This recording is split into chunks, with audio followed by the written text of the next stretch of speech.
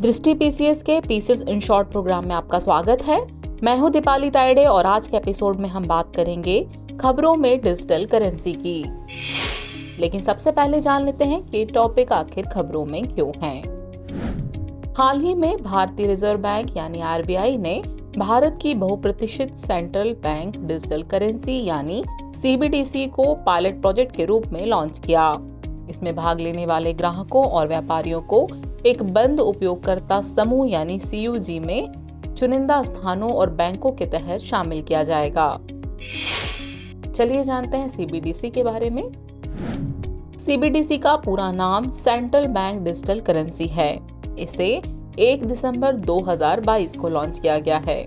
इसका लक्ष्य व्यवसायों और उपभोक्ताओं को गोपनीयता, हस्तांतरणीयता, सुविधा, पहुंच और वित्तीय सुरक्षा प्रदान करना है। यह एक केंद्रीय बैंक द्वारा डिजिटल रूप में जारी की गई कानूनी निविदा है।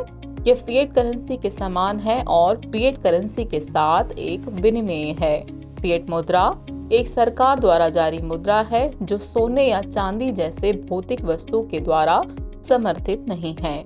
सेंट्रल बैंक डिजिटल करेंसी के 2 प्रकार हैं। पहला, खुदरा डिजिटल करेंसी, तो यह ई-रुपया नकदी का एक इलेक्ट्रॉनिक संस्करण होगा। ये संभावित रूप से सभी निजी क्षेत्र, गैर वित्तीय उपभोक्ताओं और व्यवसायों द्वारा उपयोग के लिए उपलब्ध होगा। वहीं रिटेल डिजिटल करेंसी की बात करें तो यह एक डिजिटल टोकन के रूप में होगा जो कानूनी निविदा का प्रतिनिधित्व करेगा। ये कागजी मुद्रा और सिक्कों के समान मूल्य वर्ग में जारी किया जाएगा। बैंकों द्वारा पेश किए गए और मोबाइल फोन और उपकरणों पर संग्रहित डिजिटल वॉलेट के माध्यम से उपयोगकर्ता लेन देन करने में सक्षम होंगे। इसे पायलट प्रोजेक्ट के रूप में प्रारंभ में 4 शहरों मुंबई, दिल्ली, बेंगलुरु और भुवनेश्वर में शुरू किया जा रहा है। इन 4 शहरों में इसके संचालन में 4 बैंक शामिल होंगे। ये 4 बैंक है। पहला, स्टेट बैंक ऑफ इंडिया, दूसरा आईसीआईसीआई बैंक, तीसरा यस बैंक और चौथा आईडीएफसी फर्स्ट बैंक। इसे देश के केंद्रीय बैंक द्वारा जारी और विनियमित किया जाता है। इसका उपयोग वस्तुओं और सेवाओं के आदान प्रदान के लिए किया जा सकता है। चलिए नजर डाल लेते हैं डिजिटल करेंसी के लाभ पर। डिजिटल करेंसी के कई सारे लाभ हैं जिनमें शामिल है भौतिक नकदी प्रबंधन में शामिल परिचालन लागत में कमी, वित्तीय समावेशन को बढ़ावा देना, भुगतान प्रणाली को लचीला बनाना और यह निपटान प्रणाली में दक्षता को जोड़ेगी और नवाचार को बढ़ावा देगी। चलिए जानते हैं आरबीआई के बारे में कुछ बेसिक बातें। आरबीआई का पूरा नाम भारतीय रिजर्व बैंक है। इसकी स्थापना 1 अप्रैल 1935 को हुई थी।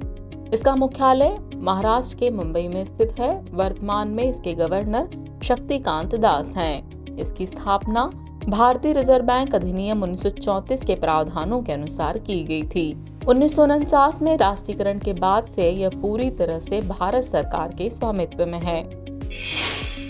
अब वक्त हो चला है इस टॉपिक से रिलेटेड अभ्यास प्रश्न को देखने का। तो प्रश्न है, निम्नलिखित में से किसने सेंट्रल बैंक डिजिटल करेंसी यानी सीबीडीसी को पायलट प्रोजेक्ट के रूप में लॉन्च करने की घोषणा की है? आपके ऑप्शन है, option A NITI Aayog, option B भारतीय रिजर्व बैंक, ऑप्शन सी वित्त मंत्रालय या फिर ऑप्शन डी गृह मंत्रालय। तो व्यूअर्स, इस प्रश्न का जवाब कमेंट बॉक्स में देना न भूलें।